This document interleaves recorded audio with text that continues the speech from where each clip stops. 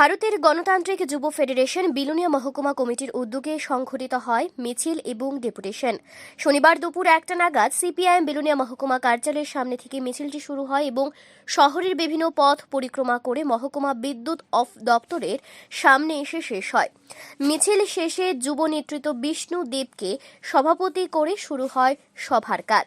সভা চলাকালীন সময়ে 5 জনের এক প্রতিনিধি দল 4 দফা দাবি সনদের স্মারকলিপি বিদ্যুৎ দপ্তরের সিনিয়র ম্যানেজারের হাতে তুলে দেন।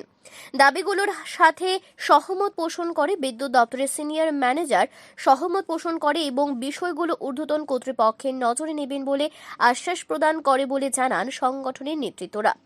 উল্লেখিত দাবিগুলি হল বিদ্যুৎ দপ্তরে নতুন করে বর্ধিত বিদ্যুৎ বিল বাতিল করতে হবে, অনলাইন রিচার্জে অধিক টাকা আদায় বন্ধ করতে হবে, বিদ্যুৎ দপ্তরে অস্থায়ী কর্মীদের স্থায়ী করতে হবে, মিটার চার্জ সহ বিভিন্ন চার্জের নামে প্রতি মাসে টাকা নেওয়া বন্ধ করতে হবে, সম্পূর্ণ বিদ্যুৎ পরিষেবা ঠিকাদারের হাতে ছেড়ে দেওয়া বন্ধ করতে হবে।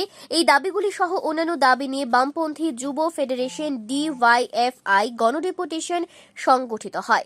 ভারতের গণতান্ত্রিক যুব ফেডারেশন বিলোনিয়া মহকুমা কমিটির আয়োজিত গণডেপুটেশনে উপস্থিত ছিলেন ডিওয়াইএফআই বিলোনিয়া মহকুমার সম্পাদক মধুসূদন দত্ত, সভাপতি সুব্রত দাস, রাজ্য নেতৃত্ব রাকেশ বিশ্বাস, গৌতম সেন, যুব নেতৃত্ব সুকান্ত মজুমদার, মৃদুল শীল, নারায়ণ সেন সহ বামপন্থী বিভিন্ন গণসংগঠনের নেতৃত্ব এবং কর্মী সমর্থকেরা। Bureau report, Tripura news Bangla. দিকে যখন তারা হাঁটছে, আমরা যখন প্রতিনিয়ত তার বিরোধিতা করি, জনগণ তার সঙ্গে এক সুরে মিলে দেখলেন এই সাবরুমের ভেতর গত 2 মাস আগে 1 মাসে 3 জন বিদ্যুৎ কর্মী সহ একজন সেখানে খেলোয়াড় সেখানে মারা গেল। এমতো একটা অবস্থার ভেতর দাঁড়িয়ে গোটা রাজ্যের ভেতর আজকে বিদ্যুৎ দপ্তরে এখনো কাজের জন্য এই ধরনের প্রতিবাদী জনগণের যখন প্রত্যক্ষ করলাম, আমরা ডিওয়াইএফআই ভারতের গণতান্ত্রিক যুব ফেডারেশন দায়িত্বশীল যুব সংগঠন জনগণের এই দাবিকে সরকারের গোচরে আমরা এই ধরনের ডেপুটেশনের মধ্যে দিয়ে নিয়ে যেতে চাই। আমাদের দাবি হচ্ছে যে শূন্যপদগুলো রয়েছে সেই জায়গায় স্থায়ীভাবে লোক সেখানে আপনাকে নিয়োগ করতে হবে।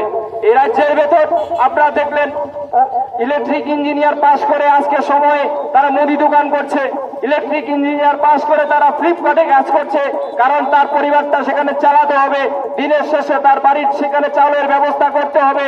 চাকরির জন্য অপেক্ষা না করে সেই জায়গায় দাঁড়িয়ে তার হাতের সামনে যে বিষয়টা আসছে, যে জবটা আসছে, সেটা পার্মানেন্ট হোক আর নাই হোক, তার পরিবার চালানোর জন্য সেটাই করতে সেখানে বাধ্য হচ্ছেন।